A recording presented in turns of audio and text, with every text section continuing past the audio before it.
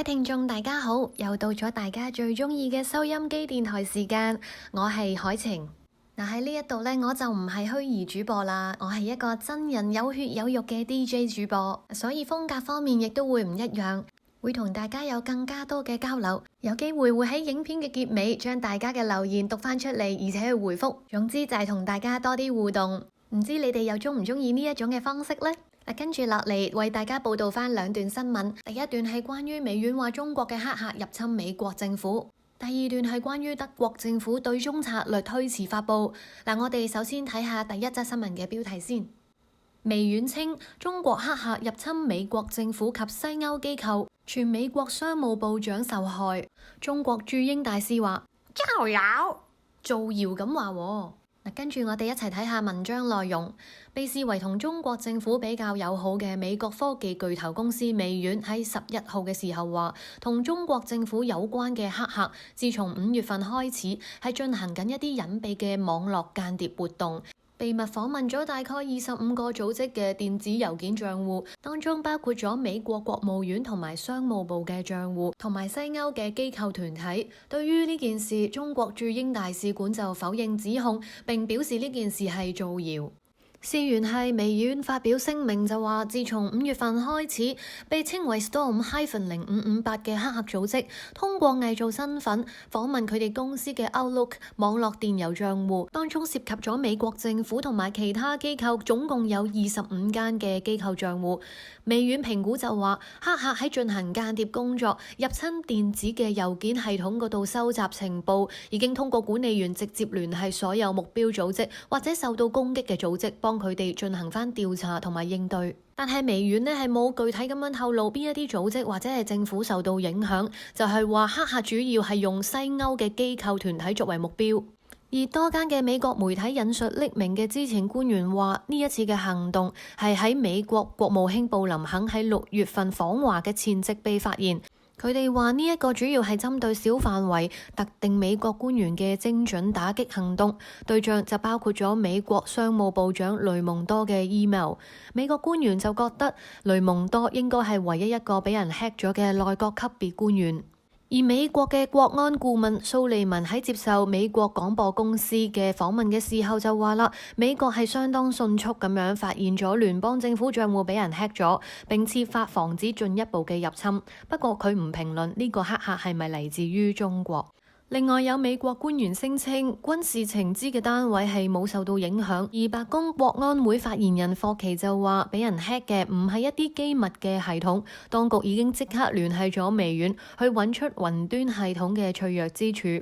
對於呢件事，美國參議院嘅情報委員會主席民主黨參議員華納就發表聲明話，呢件事係中國情資單位進行嘅重大網絡安全侵害，而且北京當局好明顯已經穩步咁樣提高對美國或者佢盟友嘅網絡搜集能力，所以美國政府係應該同私營部門去密切咁樣協調，去應對中國呢一方面嘅威脅。不過中國駐英大使館就否認以上嘅指控，痛斥呢啲都係造謠，又話美國政府先至係世界上最大嘅黑客帝國同埋全球網絡竊賊。跟住落嚟，我哋睇下第二則新聞。德國政府對中戰略推遲1日發布草案，走漏風聲，德方提高警覺。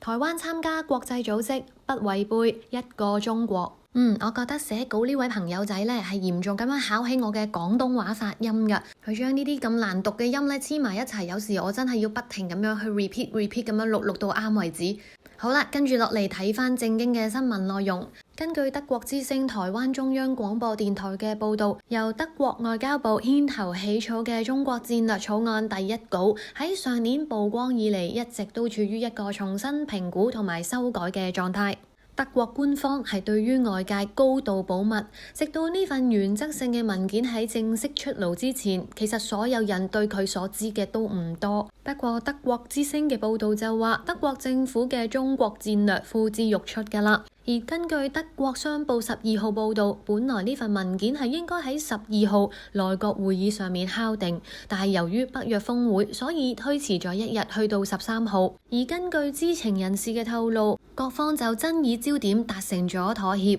呢一啲嘅爭議包括點樣制定廣泛嘅透明規則，同埋點樣對喺中國擁有大規模投資業務嘅德國企業進行壓力測試。德國聯邦政府內部嘅人士就話，文件最後嘅細節已經達到初步嘅共識，但係主導呢份文件嘅德國外交部就冇對傳媒嘅問題係進行進一步嘅答覆。而如果呢一份討論多時、備受關注嘅文件可以喺13號討論完畢，正式宣佈出爐，咁佢就會係聯邦德國史上第一份用正式文件形式出台嘅中國戰略。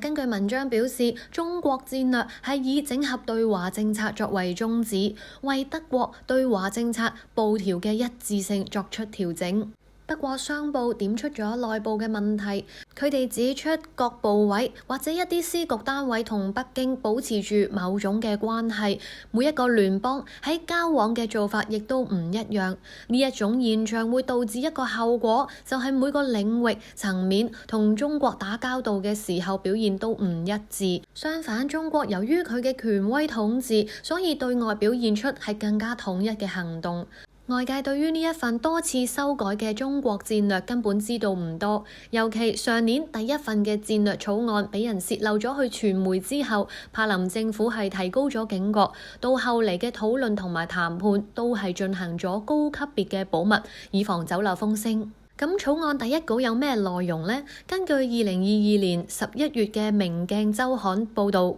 當時嘅草案係有59頁紙，內容就包括加大人權問題嘅關注同埋制裁力度。德國出口嘅軍民兩用產品係唔可以用於侵犯人權同埋內部鎮壓，同埋德國歐盟唔應該依賴唔認同我哋價值觀嘅第三國技術進步。而且草案係對於中俄關係提出咗嚴厲嘅指責。文章話佢哋認為中國非但不可靠，更加冇正面捍衛烏克蘭嘅主權同埋領土完整。內容仲話德國觀察到中國係支持反西方國家嘅俄羅斯言論，而且喺俄國侵略烏克蘭嘅戰爭裏面，中國係企咗喺俄羅斯嗰邊。而草案方面仲提到台灣。佢哋指出，如果台灣參加國際組織，並唔會違背一個中國嘅政策。另外，德國支持歐洲議會嘅要求，迅速展開對台灣嘅交流，達成雙邊投資協議進行評估。德國外交部就覺得咁樣嘅協議同歐盟嘅一個中國嘅政策係一致。最後，根據走漏嘅中國戰略草案內容，草案仲建議未來德國外交部應該同歐盟保持戰略同步，將中國定義為合作夥伴、競爭者、制度性對手，尤其應該着重喺競爭者同埋制度性對手呢兩方面。唔知各位聽眾對於呢兩則新聞又有咩意見呢？你哋覺得中國黑客到底有冇入侵美國政府或者西歐機構呢？如果台灣真係參加國際組織，又會唔會違背咗一個中國嘅原則呢？歡迎將你哋嘅意見喺下面留言話俾我哋知啊！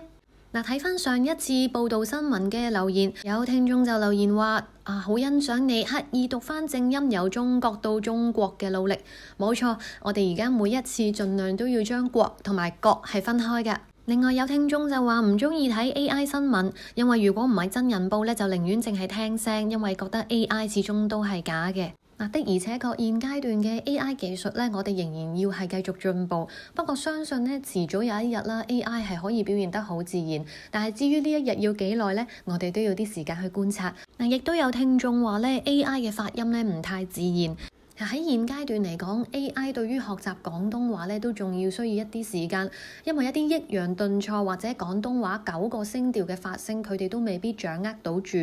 不過其實我哋真人有時都會讀錯嘢，尤其是我成日都會讀錯嘢，希望大家都可以多多包涵啊！